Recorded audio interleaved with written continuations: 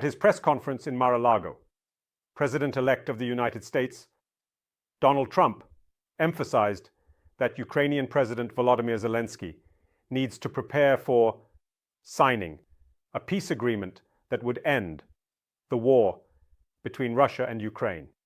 Putin, according to Trump, should also agree to such an arrangement. However, this time, the elected American president did not mention a single word about his promises to end the war in 24 or 48 hours, even before his inauguration to the highest office in the United States. Understandably, Trump was not ready to explain how he was going to force the Russian leader to agree to a peace deal with Ukraine, especially since these statements were made against the background of his own statements.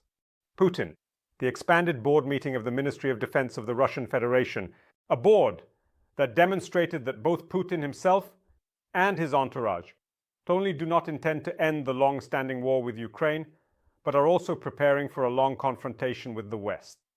The Minister of Defense of the Russian Federation, Andrei Belousov, even emphasized that the Russian armed forces must prepare for a possible conflict with NATO member countries, which could occur, as he emphasized, in the coming decades.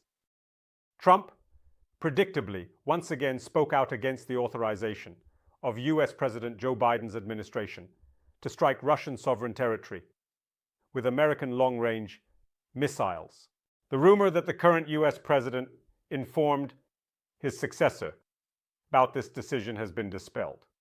Trump says that he wasn't consulted about this and that this decision, which indeed creates new opportunities for the Ukrainian armed forces in their fight against Russian aggression, is a mistake. He made it clear that after his inauguration as president of the US, he would be ready to reconsider this decision, which might be the only real, concrete action from the new American president regarding the conflict between Russia and Ukraine. Trump also emphasized that he does not invite Ukrainian President Volodymyr Zelensky to his own inauguration, but he would be willing to welcome him if Zelensky decides to come. This is, to put it mildly, a humiliating statement towards Ukraine and its leadership, yet it fits quite well with his usual style.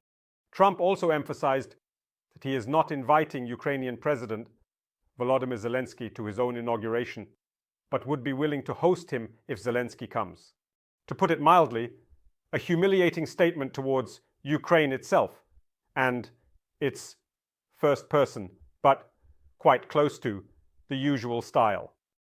The new American president, both while he was leading the American state and while he was preparing for his return to the highest office in the United States. Journalists asked Trump if his peace deal with Russia means Ukraine must give up territory. Trump noted many cities are destroyed. He avoided discussing cities under Russian occupation, like Crimea and parts of Donetsk and Luhansk. Instead, he shifted to Manhattan construction. Trump did not clearly answer this question, saying that there are many Ukrainian cities that are completely destroyed, and people will not return there. But he misled the question of those Ukrainian cities that were not directly in the war zone and that have been under long-term occupation by the Russian army, say, since 2014, such as Crimea and part of the Donetsk and Luhansk regions.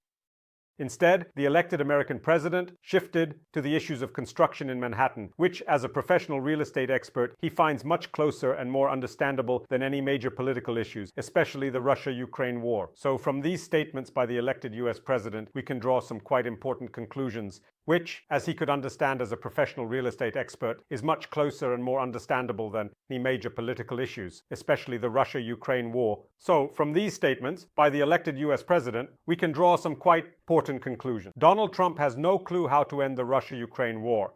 But of course, he's not going to admit that to the journalists who would immediately remind him of his fulfilled promises on this important issue. Second, Trump continues to hold out hope for his agreements with Russian President Vladimir Putin, despite the fact that Putin himself demonstrates complete unwillingness to seek any real compromise, not only with Ukraine, but also with the West. And he hopes for deals that would humiliate not only the current president of Ukraine, Volodymyr Zelensky, but also the new US president, Donald Trump. Thirdly, Trump isn't disclosing the level of his contacts with Vladimir Putin, which seems quite strange, given the official statements from his team about the new American president's interactions with many world leaders. The Kremlin firmly denies that Vladimir Putin has communicated with Donald Trump. The new American president has once again not answered questions about his contacts with Putin. Whether they were not, the surprising part is not the questionable media release, but the new US president's reluctance to discuss his contacts with the Russian president. Seems Trump is unsure whether to confirm or deny his informal talks with the Russian leader. And the most surprising thing in this situation is not even the publication of this information, which may not be true, but the obvious reluctance of the new US president to say anything about his contacts with the Russian president. It seems that Trump himself doesn't yet know how to best agree that such contacts took place, or to firmly deny the fact of his informal communication with the Russian leader. Of course, a lot regarding the terms of a potential agreement between Russia and Ukraine to end the war is something Trump is putting off, not just until his inauguration, but also until what he called his first meeting. Since the new US president had several meetings with the current president of Ukraine, with Volodymyr Zelensky.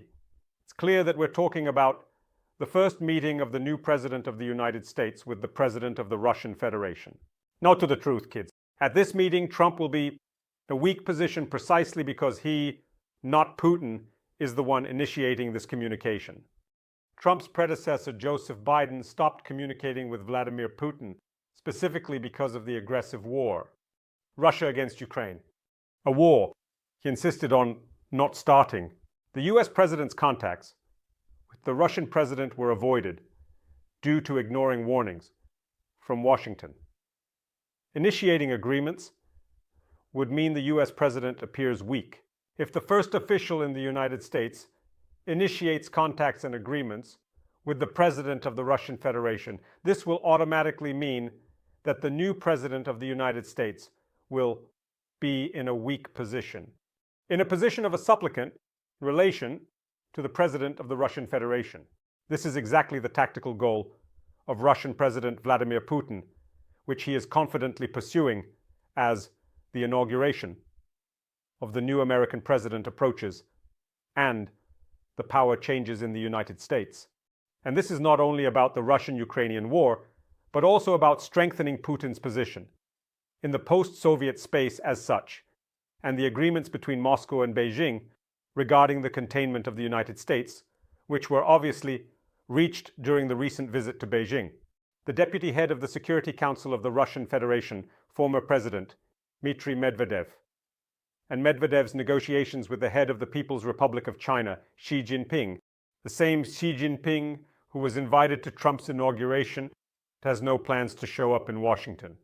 Thank you, friends. Stay on this channel, subscribe to it, subscribe to my social networks, to the channels on Patreon, Ko-fi, and Donatella, which help develop these resources. Use the sponsorship feature right here on YouTube. Wishing you victories and peace. Good luck.